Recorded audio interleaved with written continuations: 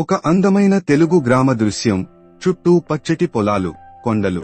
ప్రజలు వారి పనుల్లో నిమగ్నమై ఉంటారు. వ్యాపారులు, రైతులు, పిల్లలు ఆడుకుంటున్నారు.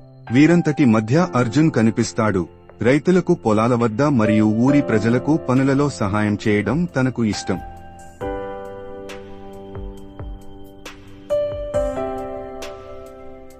అర్జున్ తండ్రి డాక్టర్ వైభవ్ ఒక సైంటిస్ట్. ఒక భూగర్భ రహస్య ప్రయోగశాలలో డాక్టర్ వైభవ్ ఒక అద్భుతమైన సౌరశక్తి యంత్రాన్ని అభివృద్ధి చేస్తూ ఉంటాడు. చుట్టూ ఆధునిక హోలోగ్రామ్ స్క్రీన్లు, ప్రయోగ పరికరాలు ఉంటాయి. అర్జున్ ఆసక్తిగా చూస్తూ ముందుకు వస్తాడు.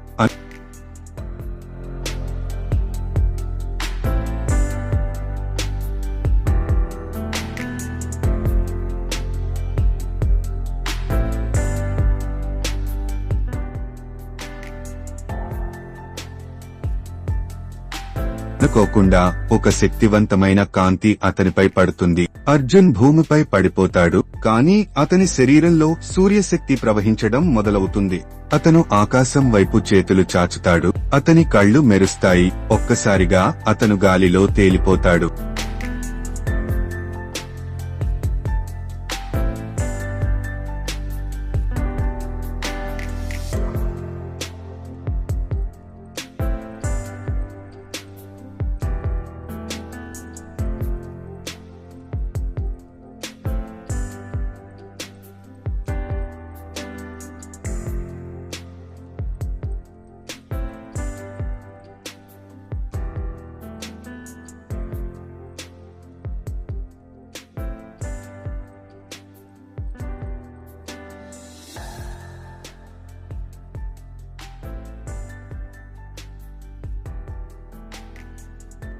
డాక్టర్ రుద్రక్ ప్రపంచాన్ని పాలించాలనే ఆకాంక్షతో ఉండాడు. అందుకోసం తను ఒక రోబోట్ ఆర్మీను తయారు చేసుకుంటాడు. తన మెటల్ రోబోట్ ఆర్మీతో ప్రపంచాన్ని జయించాలని కోరుకుంటాడు.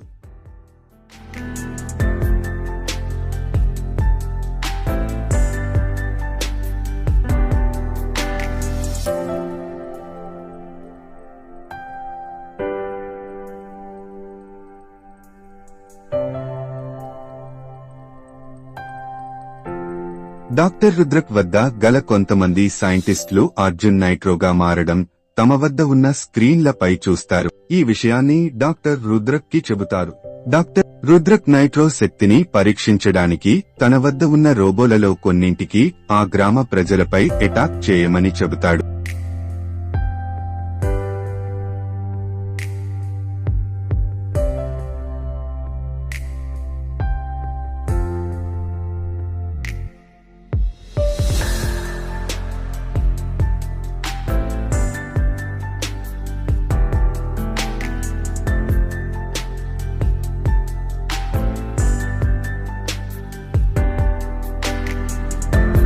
అరోబోలు గ్రామంపై అటాక్ చేయగా అర్జున్ నైట్రో తన శక్తులతో గ్రామాన్ని రక్షించడానికి సిద్ధమయ్యాడు.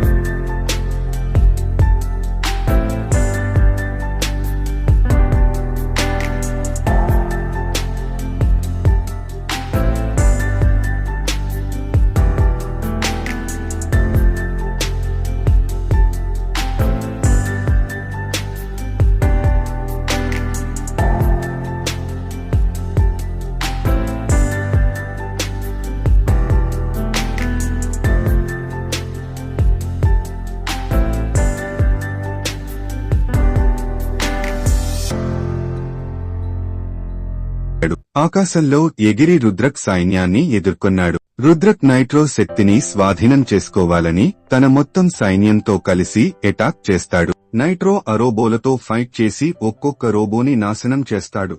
అలా రుద్రక్ రోబో సైన్యం మొత్తాన్ని హతమరుస్తాడు.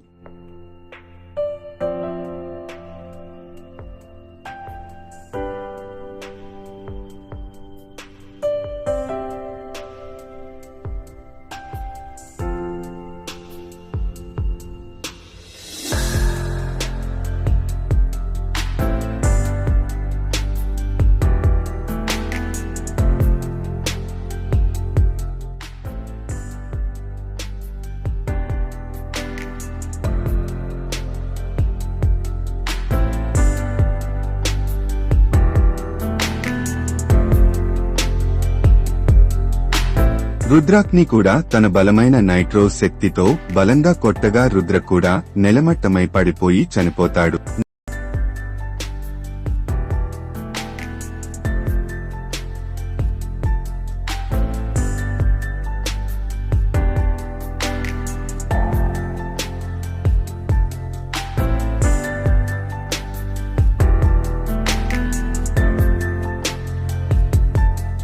నైట్రో తండ్రి డాక్టర్ వైభవ్ రుద్రక్ ని చూసి అరోరా వచ్చాడంటే రుద్రక్ బ్రతికృన్నడాన్న మాట అంటాడు.